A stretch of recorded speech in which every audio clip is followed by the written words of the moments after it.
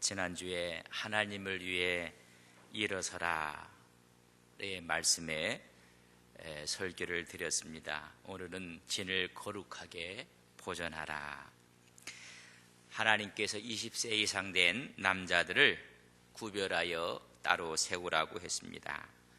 20세라는 이야기는 성숙한 사람, 책임을 질 줄 아는 사람들을 따로 세워서 군대로 하나님의 사람으로 세우라고 했습니다. 그 중에서 족장들을 뽑으라, 지도자를 세우라고 말씀했습니다. 또한 레위 지파를 구분하여 세워라, 성별된 사람, 그 중에서 제사장을 세우라고 말씀을 했습니다.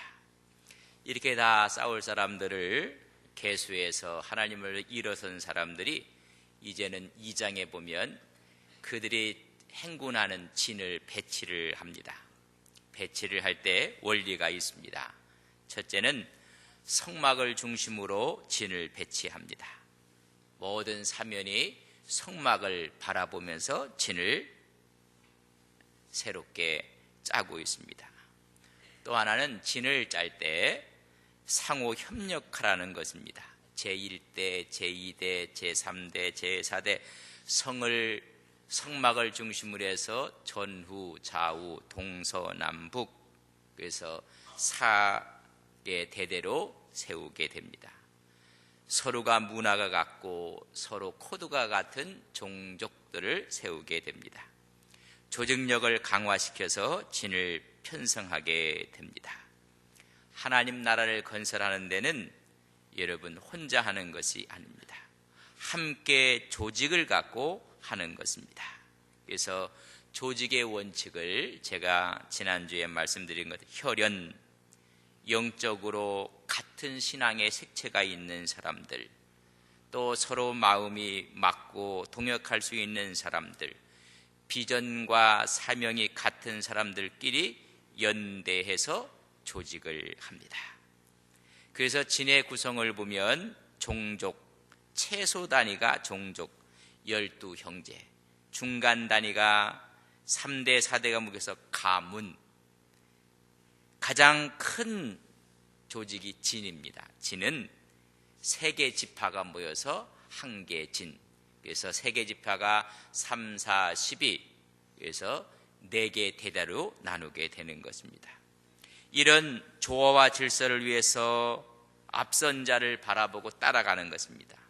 그래서 유다 지파를 중심으로 해서 3개, 루벤 지파를 중심으로 또 3지파, 에브라임 지파를 중심으로 해서 3지파, 단 지파를 중심으로 해서 3지파, 그래서 동서남북으로 성막을 중심으로 해서 그들이 진을 치고 행진을 하게 됩니다.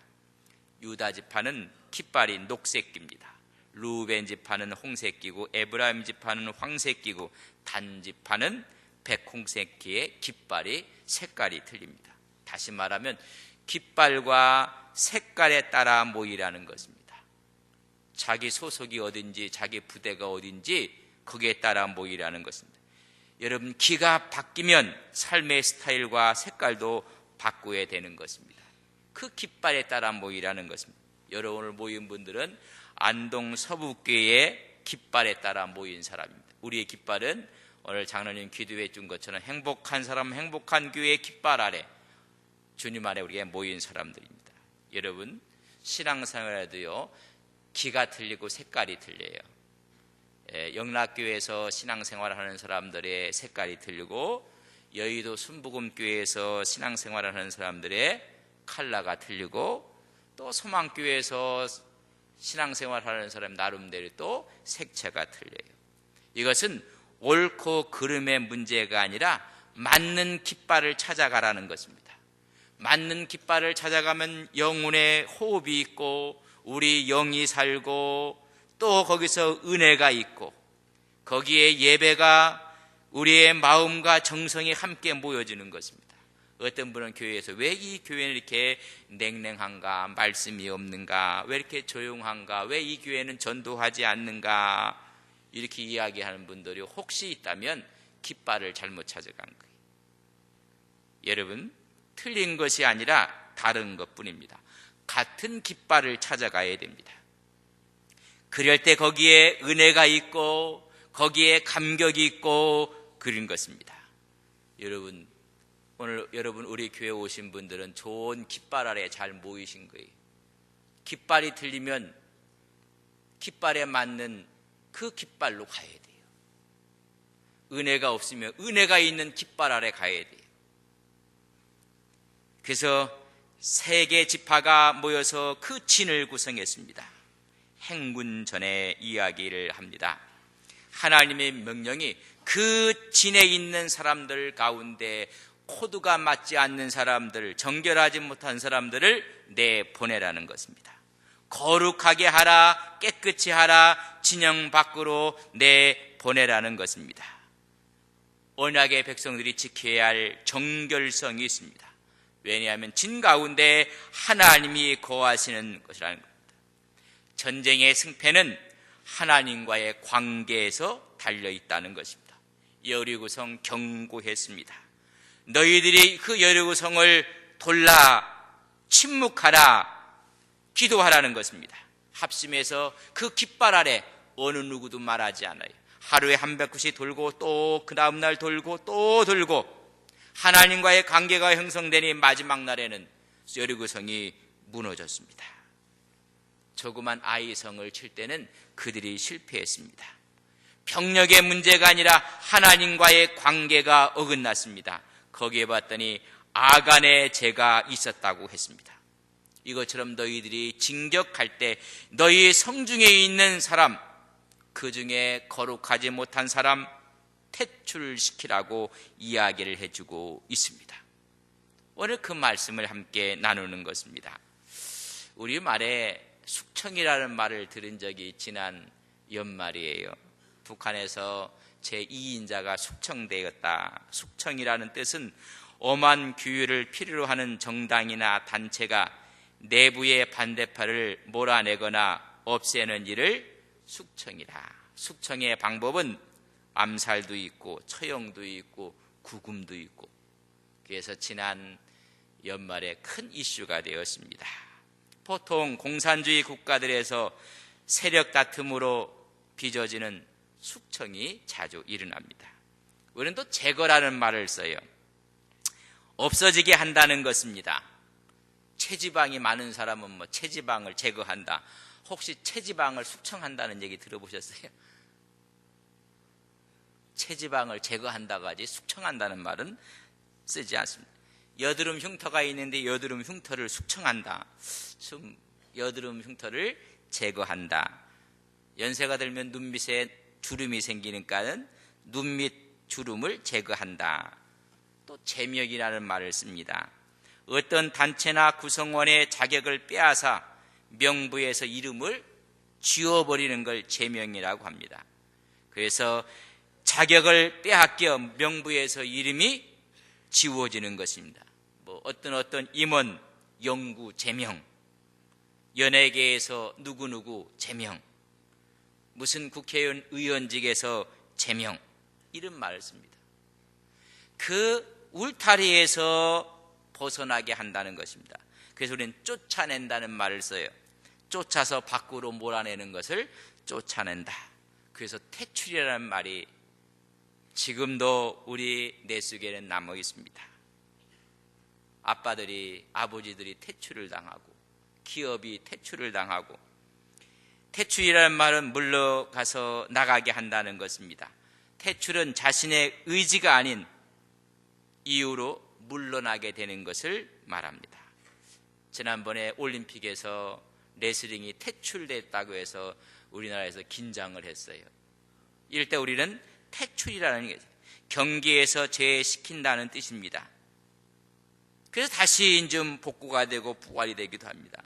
친일 행각을 보인 누구누구 퇴출, 뭐 우리가 이제 백열전등을 안 써요. 백열전등, 백열전구 퇴출, 뭐 무능한 지도자는 물러가라 퇴출, 뭐 이런 말을 씁니다. 기업이 잘못되면 기업이 퇴출 기업이 되고, 대학의 경영이 부실하면 퇴출 대학이 되는 것입니다.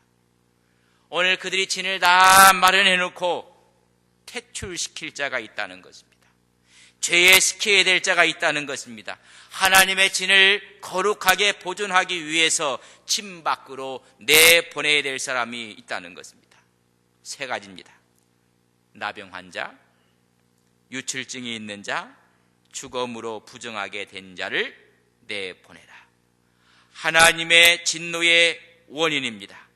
백성들의 사기를 저하시키고 오히려 그들의 행군에 방해되는 사람들, 하나님이 말씀하기를 내가 여기에 있느니라. 이 진중에 있기 때문에 그런 자들을 퇴출시키라는 것입니다. 2절과 4절에 보면 부정하게 된 자들을 다 진 밖으로 내어 보내라. 여기서 우리는 하나님의 마음을 읽어야 됩니다. 내가 그 가운데 있느니라. 이것이 오늘날 무슨 의미를 이야기하는지, 그 당시의 모습은 무엇인지를 아셔야 됩니다. 첫째는 하나님의 부르심을 통한 이스라엘의 변화를 여러분 먼저 아셔야 됩니다. 이들은 애굽에서 노예 생활을 했어요. 근데 6월절 사건으로 인해서 하나님의 장자의 신분을 얻게 되었습니다. 신분이 바뀌었습니다. 6월절로 말미암아 신분이 바뀌었고 그들은 종이었습니다. 이제는 그들이 자유자가 되었습니다. 권리가 바뀌었습니다. 노예 근성으로 살면 안 된다는 것입니다. 노예 근성은 원망하고 불평하고 늘 과거에 집착하고 너희들은 자유인이다. 그들은 노동자였습니다. 그러나 이제 하나님의 부름을 본 하나님의 군대가 되었습니다. 목적이 바뀌었습니다. 하나님을 위해서, 하나님 나라를 위해서 일하는 사람으로 바꾸었습니다. 이들은 애굽의 천민이었습니다. 이제는 광야의 훈련병으로 하나님이 부르셨습니다. 삶 자체가 바뀌는 것입니다. 지도자 대신 하나님의 명령에 따라 순종을 배워야 합니다. 근데 그들 가운데 이런 병이 있는 사람들을 제거하라는 것입니다. 그들의 신분이 바뀌고 그들의 권리가 바뀌고 그들의 삶 자체가 바뀌고 목적이 바뀌었는데 아직도 이런 사람들은 진 밖으로 내보내라는 것입니다. 왜냐하면 거룩을 유지하라는 것입니다. 첫째가 나병 환자입니다. 문둥병입니다. 문둥병은 감각이 없습니다. 영적인 감각을 잃어버린 사람들 내보내라는 것입니다. 문둥병은 전염성이 강합니다. 많은 사람들을 병들게 만듭니다. 전염성이 있는 사람들 내보내라는 것입니다. 쓴뿌리입니다. 죄입니다. 문둥병의 고침을 받을 때 사용했던 것이 우슬초라고 합니다. 시편 51편 7절에 보면 우슬초로 나를 정결하게 하소서 내가 청하리이다. 나의 죄를 씻어 주소서. 문둥병은 죄입니다. 부패하고 불결한 것입니다. 감각을 잃은 사람들 내보내라는 것입니다. 그 사람 때문에 옆 사람에게 죄가 전해지고 전파되는 죄의 속성을 내보내라는 것입니다.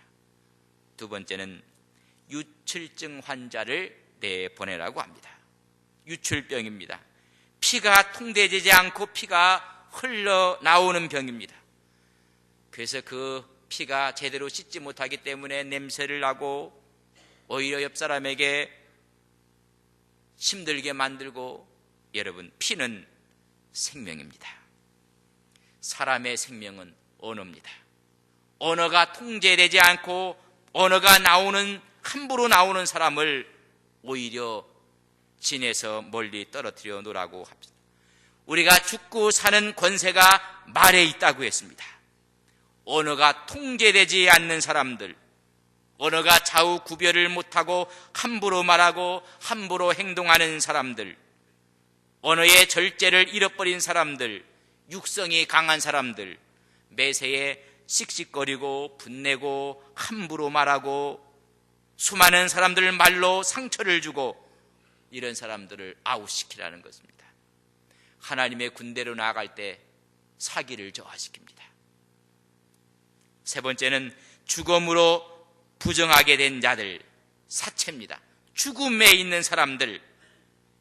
로마서 6장 23절에 보면 죄의 싹은 사망이라고 했습니다. 야고보 1장 15절에 보면 욕심이 잉태한즉 죄를 낳고 죄가 장성한즉 사망을 낳느니라. 욕심에 눈이 먼 자들 내보내라는 것입니다. 이런 사람들은 양심이 죽었고 신앙이 죽었고 의가 죽었고 사랑과 용서가 죽어있는 사람들 내보내라는 것입니다. 교회를 오염시키고 하나님의 진을 오염시킨다는 것입니다. 썩어져가며 이웃에게 전염시키는 문둥병, 통제되지 않는 생명을 쏟아내고 험한 말을 쏟아내는 유출병 환자들, 죄의 열매인 죽음을 가져오는 자들을 진 밖으로 내보내라는 것입니다. 여러분, 하나님의 군사로 진행되는 그들이 이렇게 정결한 것을 원하고 있습니다. 그렇다면 이런 정결은 어떻게 해서 얻는 것인가? 왜 이들은 이런 정결법을 잃어버리고 어떤 사람은 문둥병으로, 어떤 사람은 유출병으로, 어떤 사람은 죽음의 어둠으로 됐을까? 그것은 하나님의 뜻을 이해를 못해서 그렇습니다. 민수기를 이해를 하려면 출애굽기를 이해를 하셔야 됩니다. 출애굽기 다음에 이어지는 것이 민수기입니다. 출애굽기에서 하나님의 말씀을 받고 그들이 성막을 짓고 이제는 가나안 땅에서 행군에 나가는 것입니다. 우리도 천국을 향해서 천성을 향해서 나가는 우리의 여정이 민수기라는 것입니다. 민수기 전에 이 사건을 이해하려면 출애굽기로 돌아가서 출애굽기의 세 가지의 언약을 다시 복원해야 됩니다. 그럴 때 진 밖으로 나갈 사람이 없는 것입니다. 여러분, 출애굽기에 세 가지의 언약이 있습니다. 이 언약이 복음이고 우리의 신앙의 성숙이고 하나님의 뜻을 알게 하는 것입니다. 그 세 가지 언약 첫 번째가 유월절 언약입니다. 피의 언약을 잊어버리면 안 됩니다. 대속의 원리라고 합니다. 유월절은 양이 죽고 내가 사는 것입니다. 우리의 죄값으로 말미암아 내가 죽어야 될 텐데 양이 죽음으로 내가 대신 살았습니다. 값없이 받는 은혜의 원리를 아셔야 됩니다. 이제는 죄로 망하는 사람은 없습니다. 회개하지 않아서 망하는 것입니다. 어느 분들은 죄가 많다고 하는데 우리 주님의 십자가의 보혈은 그보다 더 크십니다. 죄로 인해 망하는 것이 아니라 회개하지 않기 때문에 망하는 것입니다. 유월절 정신으로 살아야 한다는 것입니다. 십자가 사건을 이해하셔야 됩니다. 하나님의 자녀로 살아야 합니다. 우리가 어떻게 정결할 수가 있는가? 십자가 정신, 유월절 정신입니다. 유월절은 첫째, 피가 있습니다. 피를 의지하라는 것입니다.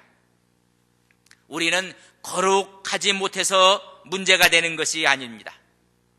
피를 의지하지 않기 때문에 망하는 것입니다. 예수 그리스도의 피가 우리의 모든 죄를 속죄해 주시는 것을 우리는 믿습니다. 피가 있습니다. 두 번째는 양고기를 먹어야 됩니다. 양은 예수님을 상징합니다. 새로운 공급을 받아야 됩니다. 하나님의 말씀을 먹어야 됩니다. 유월절은 무교분과 쓴나물을 먹었습니다. 무교분과 쓴나물을 먹어야 됩니다. 맛이 없습니다. 문화가 달라져야 된다는 것입니다.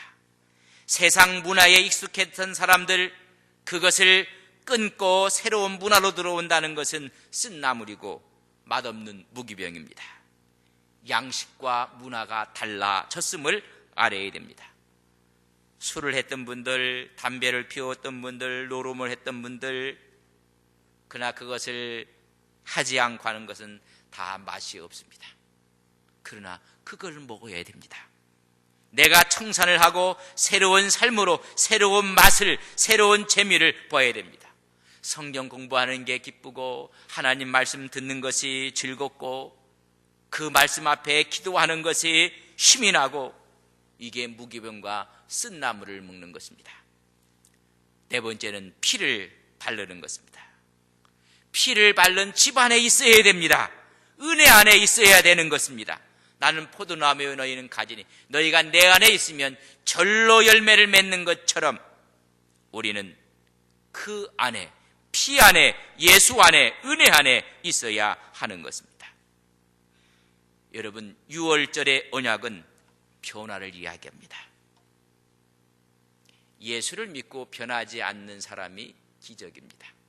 우리 옆사람한테 예수 믿고 변하지 않는 것이 기적이랍니다. 시작.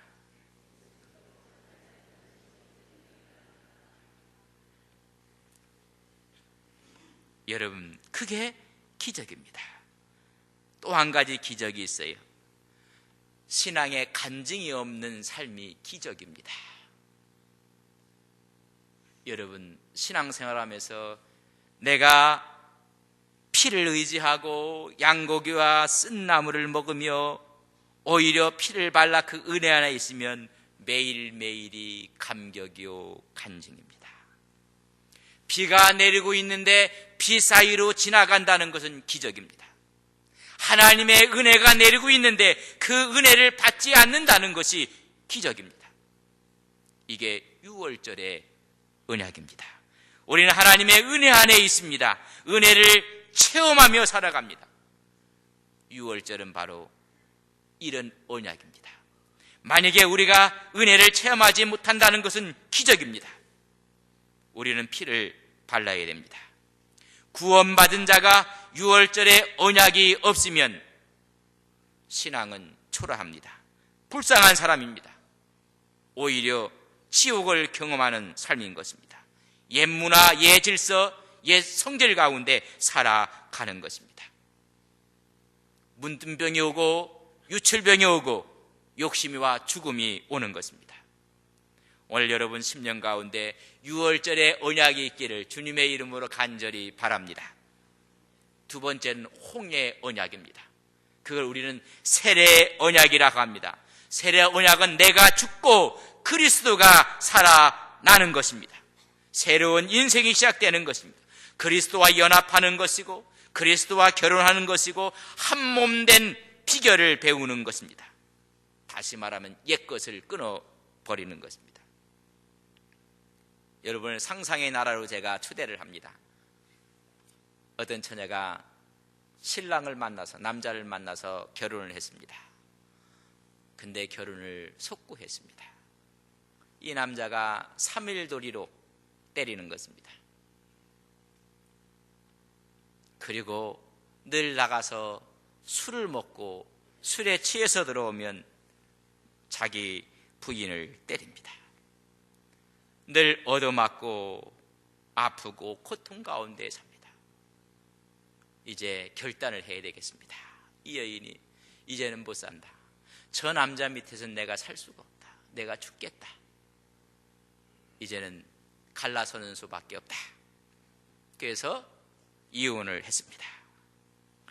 이혼을 하면 여러분 자유함이고 그 남자를 잊어버려야 됩니다. 근데 밤마다 그 남자를 생각하는 여자가 있다면 정상적인 여자입니까? 정신 나간 여자입니까? 대답 안 하시는 이유는 뭡니까? 정신 나간 여자입니다. 여러분, 세례는 뭡니까? 법적인 장치입니다. 이제는 옛것을 끊어버리고 완전히 단절하고 예수님이 우리의 신랑 되시고 우리의 남편 되셔서 함께 사는 것이 세례입니다. 나는 죽었고 내 안에 그리스도가 살아 있는 것입니다. 그런 분들 가운데 자기 자랑하고 자기 잘난 척하고 소영웅주의에 살고 하는 거 보면 하나님의 눈으로 보고 신앙의 눈으로 보면 측은하기 짝이 없습니다. 그 사람은 착각 가운데 사는 것입니다. 잘못입니다. 세례 언약은 성부와 성자와 성령의 이름으로 세례를 줍니다. 성부는 으뜸입니다. 최고입니다.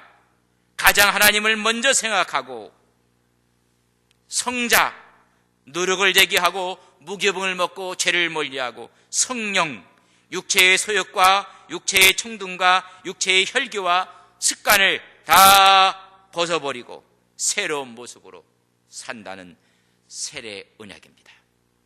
세례 언약이 없어서 영적인 문둥병에 걸립니다. 영적인 감각을 다 잃어버립니다. 주의를 지키든 안 지키든 감각이 없습니다. 하나님 것이 하나님 것인지 내 것인지 구분이 없습니다.